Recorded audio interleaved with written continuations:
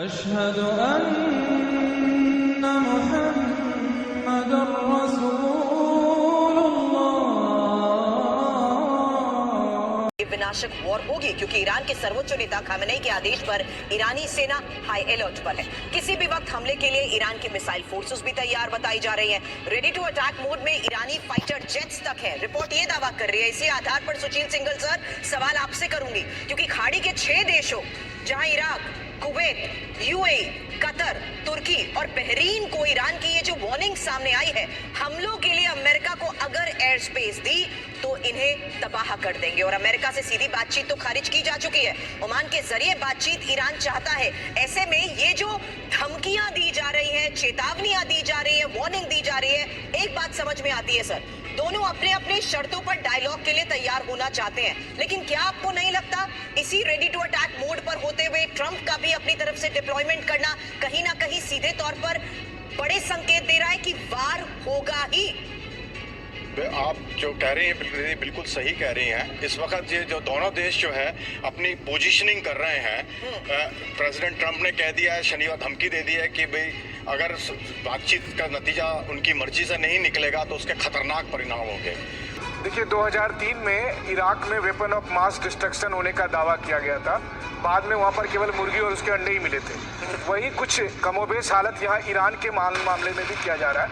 America और पश्चिमी देश दरअसल ईरान पर हमले का बहाना तैयार कर रहे हैं। और बहाना क्या होगा? बहाना यह है कि वो न्यूक्लियर वेपन बना रहा है। बहाना यह है कि वो स्वीडन के बच्चे, वहाँ स्वीडन के लोगों को घुसने में इतनी दिक्कत आ रही है, बच्चे को क्या सेना में भर्ती कराएंगे। और दूसरी बात है कि IRGC अपने आप में एक प्रोफेशनल आर्मी है। असली बात यह है कि ईरान को पता है कि ये बातचीत या ये तमाम तरह के बहाने दरअसल ईरान पर हमला करने की तैयारी हो रही है। असली मकसद है ईरान को घुटने पर लाना।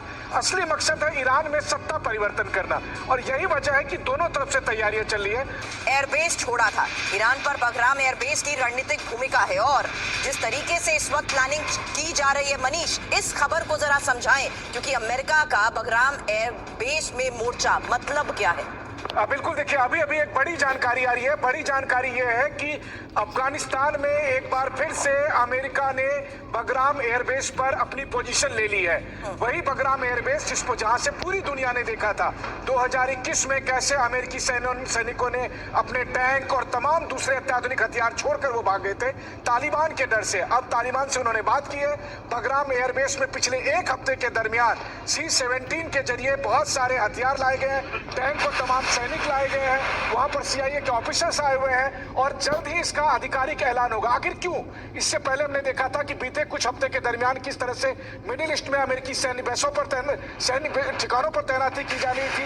यहाँ तक कि डिएगो गार्सिया में जो है बमवर्षक विमान तैनात किए जा रहे थे। और अब ईरान की सीमा से सटे अफगानिस्तान के बगराम बेस पर तैनाती दरअसल बताता है कि युद्ध अब किसी भी दिन होने वाला है। बिल्कुल, ये बहुत महत्वपूर्ण है। इस तरह से ईरान तैयार है, रेडी मोड में। खामेनेई के आदेश पर ईरानी सेना हाई अलर्ट है। एक्टिव मोड में ईरान की मिसाइल फोर्स को रखा गया है। खाड़ी देशों को ईरानी वार्निंग, अगर एयर स्पेस दिया तो कर देंगे तबाह। ईरानी अधिकारियों के हवाले से रॉयटर्स का ये बड़ा दावा सामने आया। तो देखिए किसी भी वक्त ईरान का बदला मुमकिन है, ये बड़ी खबर सामने आ रही है और ईरान पूरी तैयारी करके बैठा है। इसके कई सबूत अब हम आपके सामने रखने जा रहे हैं। 5 सबूत आपके सामने। ईरान ने सैकड़ों मिसाइल अटैक मोड में रखी हुई हैं, बिल्कुल रेडी मोड में। ईरान ने पश्चिमी देशों को हमले की जानकारी दी है। ईरान ने पश्चिमी देशों की शांति की अपील को सिरे से खारिज कर दिया है, इसे ठुकरा दिया है। अरबी मीडिया का दावा 400 सेकंड में इजराइल को तबाह करने का मादा रखता है ईरान। क्योंकि ट्रंप ने एक बात फिर से क्लियर कर दी बॉस। ट्रंप ने USAID की फंडिंग की पूरी लिस्ट गिना दी कि किस देश को कितना पैसा गया है।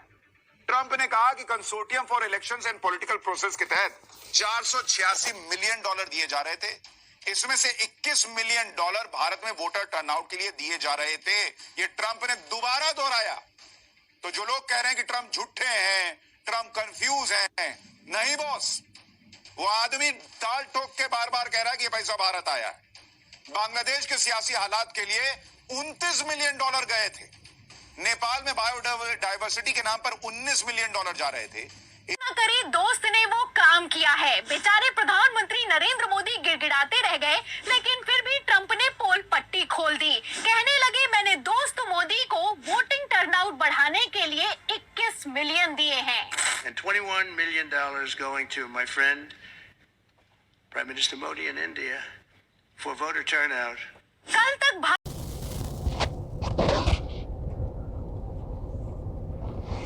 अस्सलामु अलैकुम रहमतुल्लाहि व बरकातुहू। आज 11 अप्रैल और 11 अप्रैल 2025 है, जुमा का दिन। सुबह का वक्त तकरीबन 9:15 बज रहे हैं और आज की ये तीसरी वीडियो है। मैंने हिंदुस्तान के गद्दार नेताओं को कुत्ता कहा है क्योंकि उन्होंने अंग्रेज़ों से पैसे लेकर अंग्रेज़ों के लिए काम किया है और कर रहे हैं, आने वाले समय में करेंगे। हिंदुस्तान के लोगों, मुझे बुरा समझते हो तो समझ लो, लेकिन जो कुछ ये गद्दार, इनको गद्दारों को अंग्रेज़ों ने हरा भरा सपना दिखाया हुआ है कि हम तुमको पैसे देंगे, तुम पाकिस्तान पे हमला करना, पाकिस्तान को अपने कंट्री में मिला लेना, बांग्लादेश पे हमला करना, अपने कंट्री में मिला लेना, और तुम अपना अखंड भारत बना लेना, हिंदू को ये कर लेना, वो कर लेना। ऐसे सपने उनको दिखाया गया है जिनको ये नहीं पता कि अंग्रेज़ वन वर्ल्ड गवर्नमेंट बनाने के लिए सब कर रहे हैं। वन वर्ल्ड गवर्नमेंट में सारी दुनिया में एक हुकूमत होगी, हिंदुस्तान में कोई हुकूमत नहीं बनेगी, कोई हुक्मरान नहीं होगा। और जो इस इल्यूमिनेटी खुफिया एजेंसी के कानून को जानते हैं वो लोग बहुत थोड़े हैं, और वो थोड़े लोग में एक मेन विलन है जिसका नाम जिक्र मैंने अभी तक नहीं लिया है, जो हिंदुस्तान में एक शख्स है, एक है जो मेन है, वही सबको कंट्रोल करता है।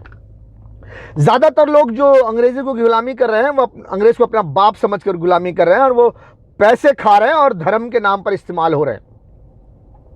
तो एक टेक्नोलॉजी इस्तेमाल की गई है यहाँ पे, बहुत सारी टेक्नोलॉजी इस्तेमाल करके इन्होंने हिंदुस्तान को अपने कंट्रोल में किया हुआ है, हाईजैक कर लिया है। बात समझ में आई? ये बात हर किसी के समझ में नहीं आएगी।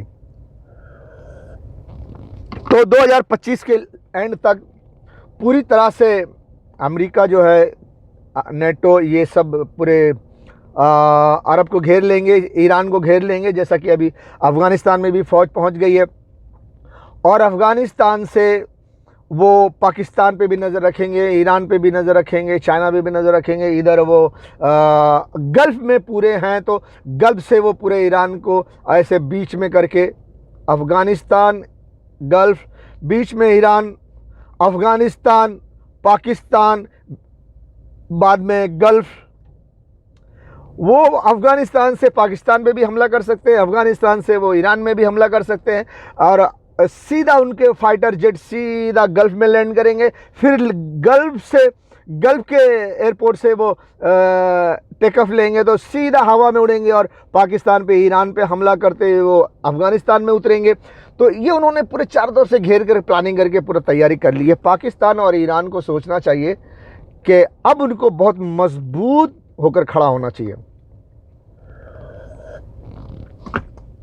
तो इसके लिए, लेकिन फिर भी जब तक के ईरान की मिसाइल पावर को वो उड़ा ना दें, तब तक के ईरान पे हमला करना बहुत मुश्किल है, क्योंकि ईरान के पास इतनी मिसाइलें, इतने वारेड हैं, इतना सिस्टम है, इतना कुछ है कि वो हम जो उसके रेंज में है इजराइल और अमेरिका के ठिकाने और पूरे गल्फ को वो तबाह कर सकता है।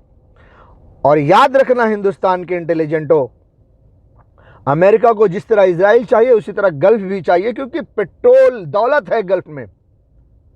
अभी समझो एक न्यूक्लियर गल्फ में गिर गया तो फिर 100 साल तक तो वहाँ कोई पेट्रोल निकालने जाएगा नहीं, सारा गड़बड़ हो जाएगा ना। वहाँ से दौलत कमानी है तो उसको सेव करना है। इसके लिए ये पॉइंट की बात है, इसके लिए अमेरिका कभी भी ईरान पर हमला नहीं करेगा। वो ईरान और पाकिस्तान की मिसाइलों का रुख इजराइल और गल्फ से हटा करके किसी और की तरफ करेगा कि ये तरफ जो है वो सेफ हो जाए, भले हिंदुस्तान मरता है तो मर जाए। समझ आई बात? वो हिंदुस्तान की तरफ कर देंगे कि इनकी तरफ से जो जवाबी कार्रवाई हो हिंदुस्तान में हो। हिंदुस्तान से हमको ना तो कमाना है, ना तो हमको वहाँ रहना है, ना हमको वहाँ से कोई मतलब है। हिंदुस्तान को तो सिर्फ हमें इस्तेमाल करके ईरान, पाकिस्तान और चाइना को मारना है। ये तीन मुल्क के बाद हिंदुस्तान खुद मर जाए, हमें हमारे लिए अच्छा है, कोई फर्क नहीं पड़ता, क्योंकि हिंदुस्तान भी एक पावरफुल मुल्क है। तो ईरान, पाकिस्तान, चाइना के बाद हमें हिंदुस्तान की ज़रूरत नहीं है। ईरान, पाकिस्तान का सारा रुख पाकिस्तान, हिंदुस्तान की तरफ हो जाए तो अच्छी बात है। हमारा गल्फ, जहाँ से हमको कब्जा करके बाद में दौलत कमाना है, पेट्रोल निकालना है, पेट्रोल की दौलत कमाना है, और हमारा इजराइल सेफ हो जाएगा। गल्फ की पेट्रोल पे जिस पे हम कब्जा करने वाले हैं वो सेफ हो जाएगा। तो इसके लिए सोचना पड़ेगा उनको कि किसी भी तरह ईरान, पाकिस्तान दोनों भी गल्फ पर हमला ना करें, इजराइल पे हमला ना करें, बल्कि हिंदुस्तान पे करें, नो प्रॉब्लम। तो हिंदुस्तान के जो सच्चे वफादार नेता हैं उनको सोचना चाहिए कि आखिर मरेंगे हम, फायदा जाएगा अमेरिका को, क्यों? तो फिर क्यों हम गुलामी करें अंग्रेजों की? अंग्रेजों की गुलामी क्यों करें? क्योंकि अभी जैसा मैं पहले से रटते आ रहा हूं कि 25 के एंड में पूरा गल्फ को घेरा जाएगा, ईरान को घेरा जाएगा, अभी घेर लिया गया। मैं ये सारी वीडियो, आज की सारी वीडियो के स्टार्ट में आज जो मैं समझा रहा हूं वो सारी वीडियो थोड़ा थोड़ा डाल दूंगा। गल्फ में फौजें आ चुकी हैं और अमेरिका पूरी तरह से ईरान को दबा रहा है, लेकिन ईरान को नहीं दबा पा रहा है। साजिश कर रहा है लेकिन ईरान को नहीं दबा पा रहा है। और जो गन्ने हैं, गद्दार हैं, वो भी सोच लें, जिनकी सोच, जिनकी मानसिकता गद्दारी की है, कुत्ते की है, कुत्तों की तरह भौंकते हैं वो अंग्रेजों का टुकड़ा खा के। इसमें टुकड़ा भी डाल दूंगा कि अंग्रेज से पैसा आता है। मैं ये नहीं कह रहा हूं कि पैसा प्रधानमंत्री को उन्होंने नाम लिया है नरेंद्र मोदी जी का, लेकिन मैं ये नहीं कहता मोदी जी का, मैं ये कह रहा हूं कि अंग्रेजों से पैसा लेकर जो खाते हो तो अंग्रेजों की ही गुलामी करोगे ना। तो हिंदुस्तान में जो कुछ हो रहा है उसके जिम्मेदार तुम हो, हुक्मरान हैं। और हुक्मरान जहां जहां पैसा बांट के खिला रहे हैं और काम कर रहे हैं और अंग्रेजों की गुलामी कर रहे हैं। अभी एक बार और बताऊंगा पैसा कहां कहां से यार, कैसा कैसा क्या किया गया। तो मैं ये शुरू में वीडियो डाल दूंगा, उसी वीडियो से आप समझ लेना, जिसमें भारत का एक मिनिस्टर भी कहता है कि, भारत का एक नेता कहता है कि भारत उसके बाप का नहीं है, किसके बाप का है, वो वीडियो सुनना तो समझ में आ जाएगा।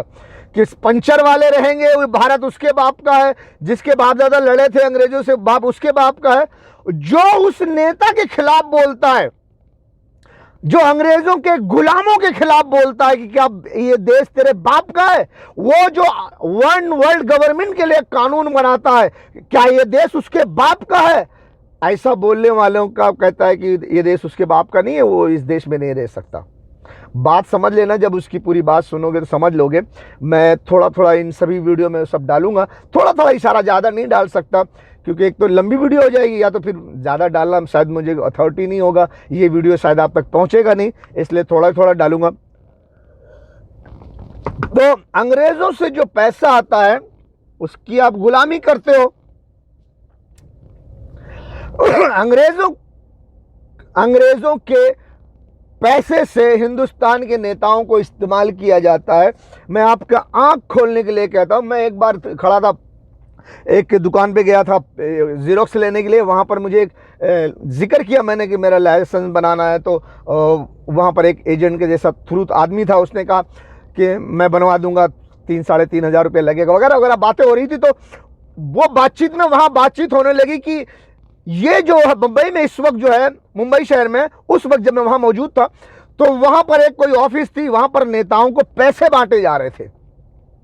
तो पूरी स्टोरी बताया कि वहाँ पर नेताओं को पैसे बांटे जा रहे थे, जाओ ले लो, जाओ ले लो। लेकिन पैसे लेने मामला, पैसे लेंगे तो काम तो वही करना पड़ेगा, उनको पैसे लिए हैं तो काम वही करना पड़ेगा जो पैसा बांट रहा है। तो उसने भी कहा हाँ ऑफ कोर्स भाई, जो पैसा बांट रहा है नेताओं को देके तो काम तो वही करना पड़ेगा, जो पैसे जिससे तुम लिए हो, जो बोलेगा वो करना पड़ेगा। तो पैसा कहां से आया है? पैसा अंग्रेजों ने दिया है, अमेरिका से आया है। तो पूरे देश में बांटा जा रहा है, तो पूरे देश में जब पैसा बांटा जा रहा है तो काम वही होगा जो अंग्रेज चाहेंगे। तो पूरे देश में क्या हो रहा है, हिंदू मुसलमान हो रहा है तो देश में वही होगा जो अंग्रेज चाहेगा। तो एक चीज और बता देना चाहता हूं कि आप वो भी बात याद रख लो, कांग्रेस को एकदम दबा दिया गया है, लेकिन कांग्रेस खुद से दबी है कि उसको दबाया गया है, ये सोचना इंटेलिजेंट का काम है। एनसीपी को तोड़ दिया गया है, जो न्यूज में बताते हैं कि मोदी जी ने एनसीपी को तोड़ दिया, खराब कर दिया, ऐसा कर दिया, वैसा कर देख लिया, मोदी जी से पंगा लेना, ऐसा होगा वैसा होगा। मोदी जी ने शिवसेना को तोड़ दिया है, शिवसेना मोदी जी से पंगा ले रहा था, ऐसा वैसा। मैं अपनी तरफ से बोलता हूँ, वो न्यूज में बताया था, लेकिन मैं अपनी तरफ से जो बोलना चाहता हूँ, मैं ये बोलना चाहता हूँ कि एनसीपी के जो कार्यकर्ता, उनके जो विधायक जो एनसीपी का साथ छोड़े हैं, वैसे तो नहीं छोड़े होंगे, वो पैसे लेकर छोड़े होंगे। शिवसेना के कार्यकर्ता, शिवसेना के विधायक जो शिवसेना को छोड़ा है, ऐसे तो नहीं छोड़े होंगे, उन्होंने पैसे लेके छोड़े होंगे। इंटेलिजेंट को इस बात को सोचना होगा। ये जो पार्टियां तोड़ी गई हैं, शिवसेना को, एनसीपी को और दीगर बड़े बड़े मिनिस्टरों को अपने तरफ लिया गया है, जो नेता किसी और पार्टी में थे अब बीजेपी की तरफ बातें कर रहे हैं, बीजेपी की पार्टी में चले गए, या किसी भी पार्टी या अलग पार्टी बना लिए, या शिवसेना में 2 पार्टी हो गई है। तो शिवसेना के उद्धव ठाकरे की पार्टी के खिलाफ वाली पार्टी शिवसेना में जो चली गई है, वो लोग पैसे लेके गए हैं, उद्धव ठाकरे जी को छोड़े हैं तो दूसरी पार्टी में गए हैं, तो पैसे लेके गए होंगे ना। जन्म से तो उद्धव ठाकरे के ऑफिस में थे, उनके बाप दादा के पार्टी में थे, अब वो अलग पार्टी में चले गए। नाम बाला साहब ठाकरे का ही लेते हैं, लेकिन उसके बच्चों का साथ छोड़ दिए। क्यों? औलाद अपने बाप के आधार पर नहीं चल रही है, वो चल रहे हैं। औलाद अपने बाप के सिद्धांत से गद्दारी कर रहा है, और वो दूसरे, वो शिवसेना के बाला साहब ठाकरे के वफादार है। वो ये कौन सा सिस्टम है? यहां पैसे का सिस्टम है। क्यों? अंग्रेजों ने पैसा दिया है। शायद उद्धव ठाकरे साहब वो काम ना करते जो अंग्रेजों से पैसे लेकर अंग्रेजों की गुलामी करने वाले जो काम करना चाहते हैं, वो उद्धव ठाकरे साहब को अगर वो इस बात के लिए राजी करते तो उद्धव ठाकरे साहब राजी ना होते।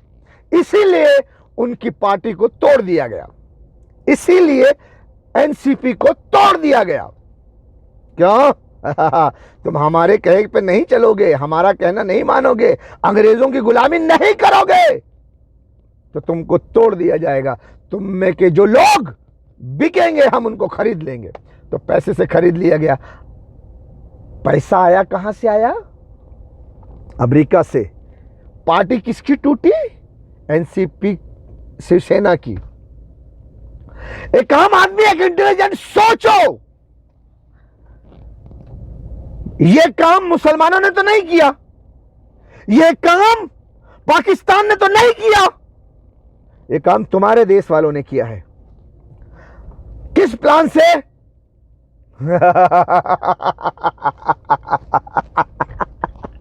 आने वाले समय में जब हमको अंग्रेजों की गुलामी करनी पड़ेगी, तो हम सब मिलकर अंग्रेजों की गुलामी करेंगे, पाकिस्तान को मारेंगे, ईरान को मारेंगे। देख लो पोस्टर, देखो पोस्टर है ना।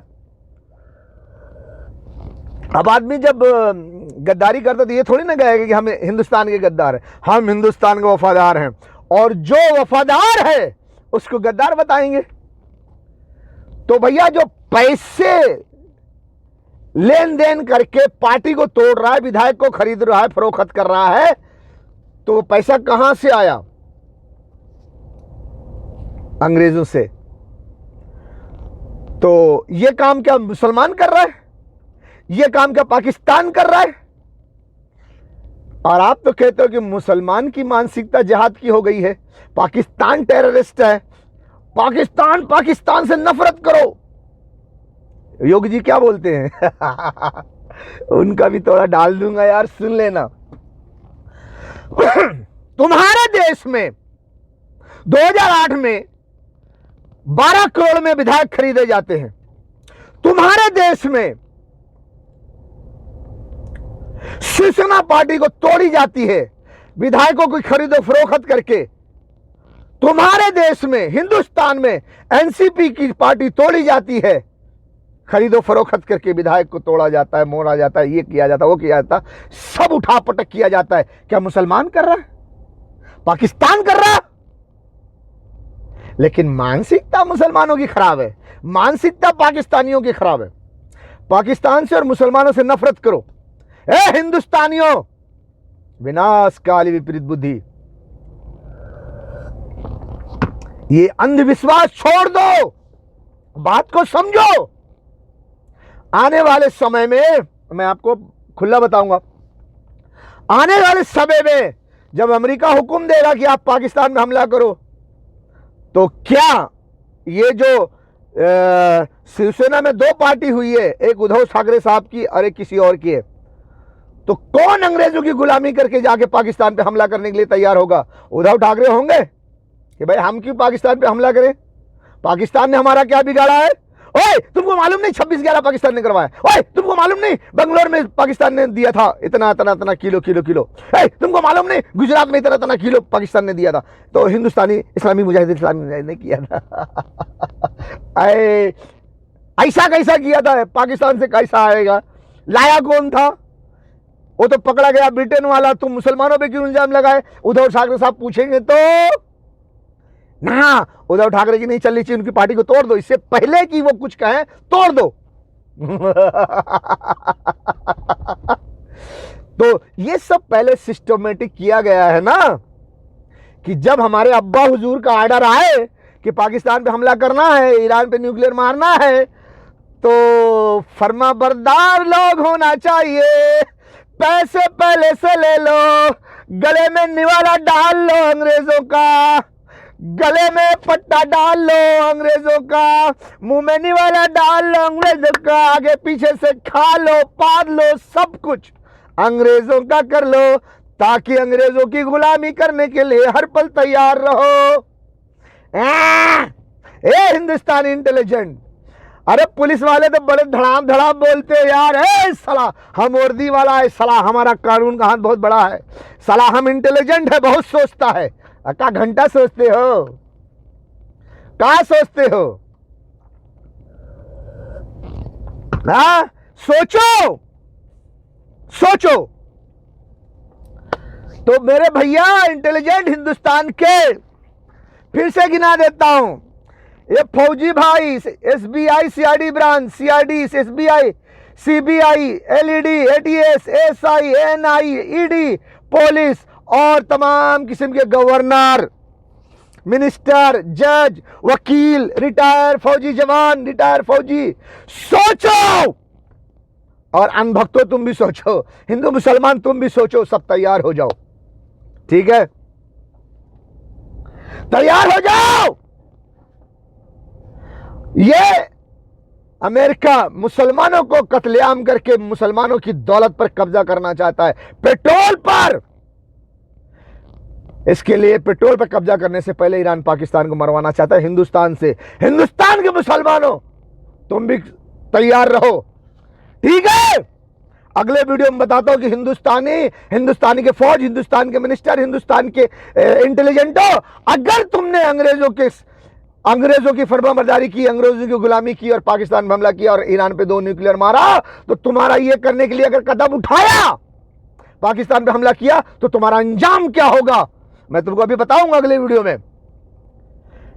ठीक है, अगले वीडियो में बताऊंगा। मुसलमानों तैयार हो जाओ, मुसलमानों तैयार हो जाओ। अभी शेर शायरी का वक्त नहीं है, लेकिन फिर भी एक बात बोलना चाहता हूं। मुसलमानों उठो नींद से कि लड़ने की बारी है। अब उठो नींद से कि अब लड़ने की बारी है। धो लो मुंह अपने ही लहू से कि अब संवरने की बारी है। जाना है खुदा के सामने है मुसलमानों कि अब कयामत आने वाली है। ऐ मुसलमानों, नींद से बेदार हो जाओ और अपने ही लहू से अपना मुंह धो लो। जाना है तुम्हें खुदा के सामने, क्योंकि अब कयामत आने वाली है। ये जो कुछ हो रहा है ये कयामत के करीब का वाकया है। मुसलमानों सोच लो, तैयार हो जाओ, दुनिया भर के मुसलमान, गज़वे हिंद आने वाली है। ये अमेरिका जब हिंदुस्तान को इस्तेमाल करेगा पाकिस्तान में हमला करने की तैयारी जब हिंदुस्तान करेगा, जो ये जंग होगी ये बहुत बड़ी जंग होगी, इसे ही गज़वे हिंद कहते हैं। क्योंकि ईरान पर डायरेक्ट अमेरिका इजराइल हमला नहीं कर सकते। अगर वो करते हैं डायरेक्ट ईरान पर हमला, तो ईरान पहली फुर्सत में इजराइल का नामो निशान मिटा देगा। इतनी मिसाइल्स उसके पास, इतने हथियार हैं, और वो इजराइल भी जानता है, अमेरिका भी जानता है, ब्रिटेन फ्रांस भी जानते हैं, ऑस्ट्रेलिया भी जानता है। इसीलिए डायरेक्ट ईरान पर हमला कोई नहीं करेगा। क्यों? इजराइल खत्म हो जाएगा, इजराइल को सेव करना है। इसलिए ईरान को हिंदुस्तान से मारा जाए, हिंदुस्तान को इस्तेमाल करके ईरान को मारा जाए, ताकि ईरान अगर कोई जवाबी कार्रवाई करे तो वो हिंदुस्तान में करे, इजराइल सेफ रहे। इसीलिए ईरान को मारने के लिए हिंदुस्तान को चुना गया है। इन लाशों को, गोश्त के टुकड़ों को देखकर तुम्हें गैरत क्यों नहीं आती? तुम कैसे सोते हो? तुम कैसे पीते हो? तुम कैसे खाते हो? तुम कैसे जिंदगी गुजारते हो? ए बेगैरतो, ए जर्देलो, ए हुक्मरानो, तुम कब जागोगे? कब जागोगे? ए बेगैरत हुक्मरानो, इन लाशों को, गोश्त के टुकड़ों को देखकर तुम्हें गैरत क्यों नहीं आती? तुम कैसे सोते हो? तुम कैसे पीते हो? तुम कैसे खाते हो? तुम कैसे जिंदगी गुजारते हो? ए बेगैरतो, ए जर्देलो, ए हुक्मरानो, तुम कब जागोगे? कब जागोगे? वो बेचारे फरियाद कर रहे हैं, बुला रहे हैं तुम्हें। कोई हाफिज कुरान आर्मी चीफ साहब रसूलुल्लाह की उम्मत कट रही है, लोग उनके आज़ा के टुकड़े चादर में समेट रहे हैं। तुम अपने एटम बम और मिसाइलों के साथ तमाशा देख रहे हो।